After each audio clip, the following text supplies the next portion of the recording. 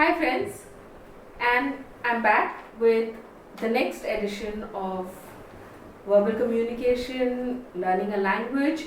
If you recollect, in my last week's episode, I spoke about the ease of learning a new language if we follow the right steps. And the three major steps here we're talking about are listen, understand, and then speak. I'm just going to take that subject a little forward today, but I'm not going to spend too much of time. But I would like to mention the two major barriers that one faces when you're learning a new language. If you work around these barriers, then obviously learning that language becomes a little easier.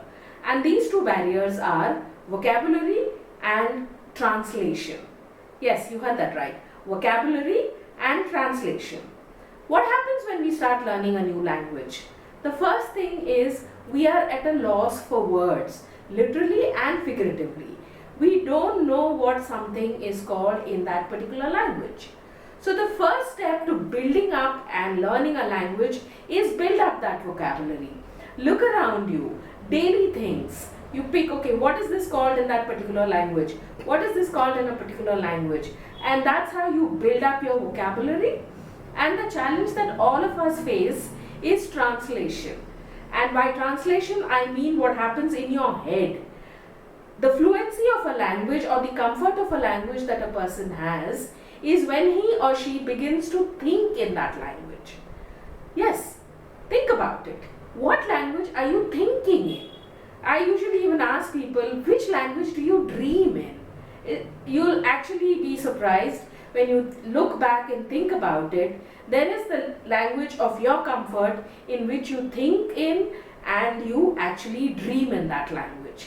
So that translation happens in your head. Say for example, I'm thinking in English and I'm trying to speak, say Hindi or Telugu.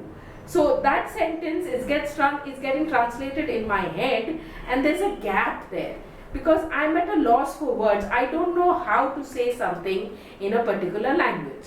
So once we start building up our vocabulary and start listing down those words, then we string them along together and start speaking them out in sentences that make sense. Grammar comes in much later, and all of us speak most of our language without a formal introduction into grammar. Think back about your mother tongue when you learned that. Did somebody actually sit down and consciously tell you present tense, past tense, future tense? No, you just pick it up and you listen to it. When there's too much of formal grammar introduced into your language, you find it difficult to speak that language. I'm not saying grammatically wrong language is correct. All I'm saying is don't put too much of stress on present tense, past participle, subject, predicate and all of that. Any of you who have actually learned French as another language would remember the grammar torture, conjugations of verbs, the feminine, the masculine. Hindi has, कहते हैं कि जूड़ा pulling होता है और दाढ़ी जो है स्त्रीलिंग होती है. So I'm always teased about my lack of knowledge of the so-called genders. But keep that aside. When you talk a language very fluently, once you start thinking in that language, you can be sure you're not going to make too many mistakes. What is the limit of vocabulary of a person when you are fluent? Just because I speak English or Hindi or Telugu very fluently doesn't mean I know the entire dictionary. It's actually proven, research shows that fluency in a language would mean a maximum of 10 to 15,000 words. That's about it. If you pay attention, you're repeating the same words, you're stringing those words together and speaking so comfortably. And all of us out there, or many of you out there, probably are big fans of Shashi Tharoor and say, oh my God, you don't understand what he's saying because he used such supposedly high funda words that he probably has snatched from a dictionary.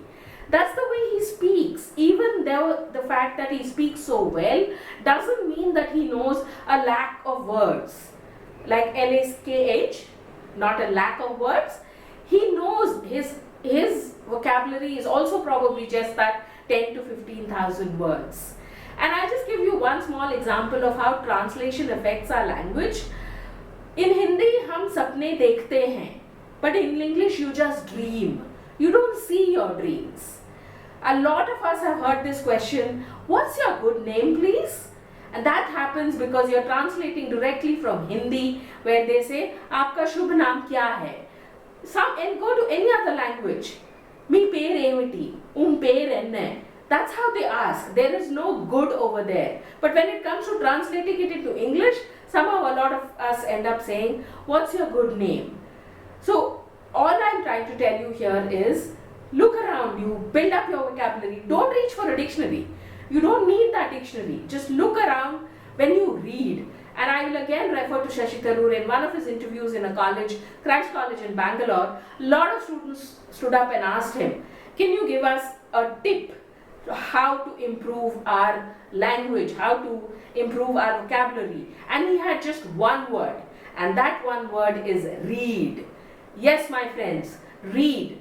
When you read, you pick up words. When you listen to television, when you watch movies, when you watch shows, you pick up words. Just keep building up your vocabulary. Cross that barrier of having to translate in your head from one language to another language, and you're good to go. So look around you, start collecting your words, and start speaking a new language. Thank you.